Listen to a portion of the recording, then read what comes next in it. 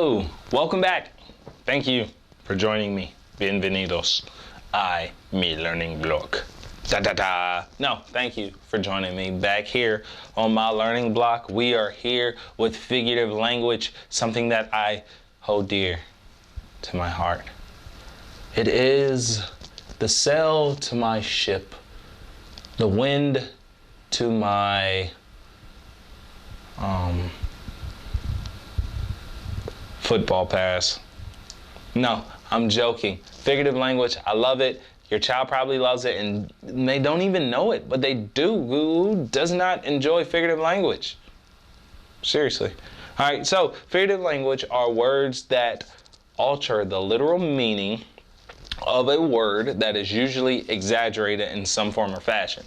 It's, it makes things more interesting. If figurative language wasn't used in writing and reading, reading and writing probably would be boring, or more boring, if you don't like to do it, of course. But if you love to do it, then it wouldn't have all the fine twists, I guess. Examples of figurative language are similes, metaphors. That's what we're doing today. If this is not it, please click to another video. I don't want to bore you. All right, idioms, onomatopoeias, symbols. I do hope that's spelled correctly. Imagery, hyperbole or hyperbole, alliteration and personification are all different types of figurative language. They are not the only types. They are just the ones I have listed here. All right. Now, today, like I said, we are having a strong focus on metaphor. Now, if I were to ask you what a metaphor was, you'd probably give me this definition, right? A metaphor is a comparison using like or as. Sounds good, and technically it's right. It is a comparison of words, and it does not use the word like or as or so or then or any other verb. It doesn't. They don't. Because why? Metaphors are direct comparisons. All right. A word or phrase that is applied to something or an action which is not literal.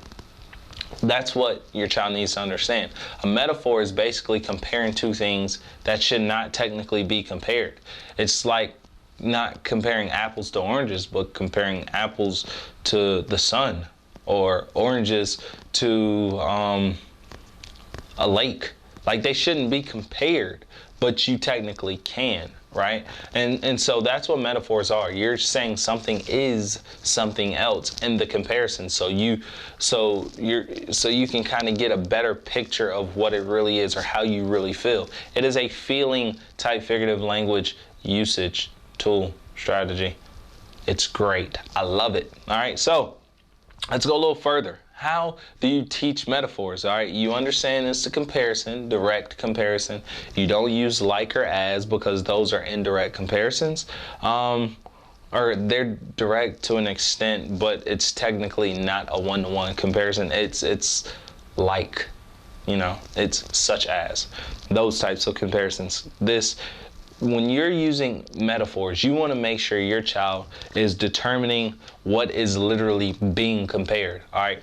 Is it apple to the sun? Is that the comparison? Is it girl to a flower? Is that what is being compared? And if you check out the resources, you can print out a lot of different usage of metaphors, and your child can work on them to kind of help determine what is and what is not being compared. And so that's one of the hardest aspects that I've noticed with children, finding the comparisons. But the hardest is actually, what does the comparison mean? What is it telling me? What am I to understand once finding this comparison? And that's an area where you really want to work with your child. You want to allow them to use their words to convey how they think. And this can start at a very early age. So allow them to, all right, what does a mountain look like? Well, it's big, it's white, it has snow on the top, it's enormous. Well, if they said their problem was a mountain, then what do you think about their problem? That type of idea when you're trying to figure out what the comparison means. And then lastly, you want to then come to an understanding of the metaphor. Once your child is able to locate the metaphor or determine what's being compared, then they can get to a point where they can, all right, what does this comparison mean? And then finally they get to an area where they, okay, I understand this metaphor, and they can determine whether they like it being used or they don't. Because I mean, with regards of reading, with regards of writing, it's all based on emotions or feelings, how you feel about it.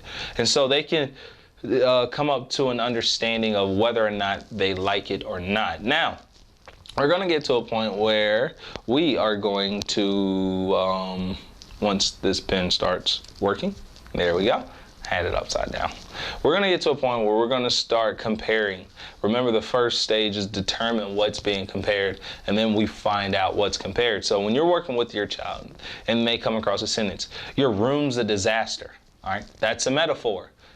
What is being compared in this situation? Well, what's being compared is room, your room, and a disaster, right? That's what's literally being compared in this situation. And how does it work? Well, what does that comparison mean? Well, if you think about a disaster, if you think about what a disaster is or what it's like, then you would realize that a disaster is not a good thing. So with that said, you're basically saying your room is not a good thing. It's not necessarily dirty. It's worse than that. It is a disaster, right? It evokes more expression or more feeling. Now let's go to the next one. You are a chicken. Well, if you're a chicken, then why are you talking to a chicken? No, I'm joking. But you are a chicken, and now we have to understand what the whole idea of chicken is, because maybe that's a cultural thing. Chickens aren't scared where you're from. So that is also a metaphor. You are a chicken. You're not technically a chicken, but with regards to how you are acting, you may have a frightening or a cowardice way. I'm not calling anybody a coward. Not doing that.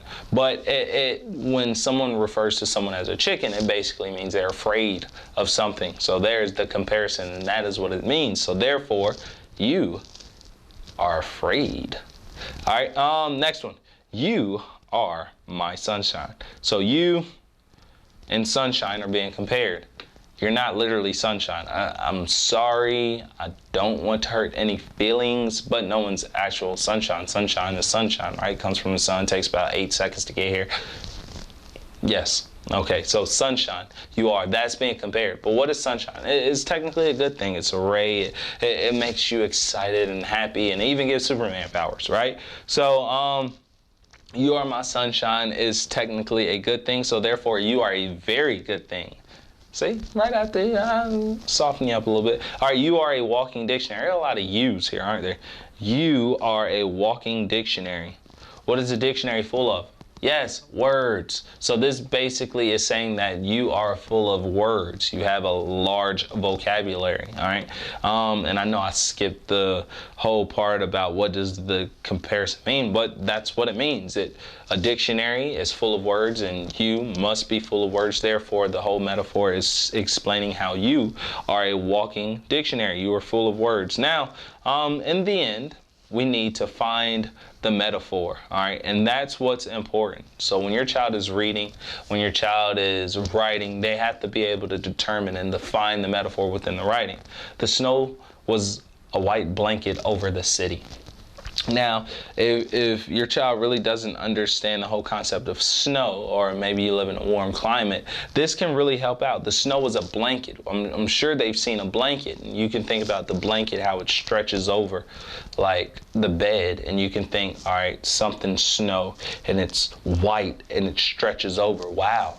It gives you a great image and a picture of what is going on in the scene. So snow is being compared to a white blanket, and now you get an understanding of the comparison once you think of what a white blanket looks like stretched over a city.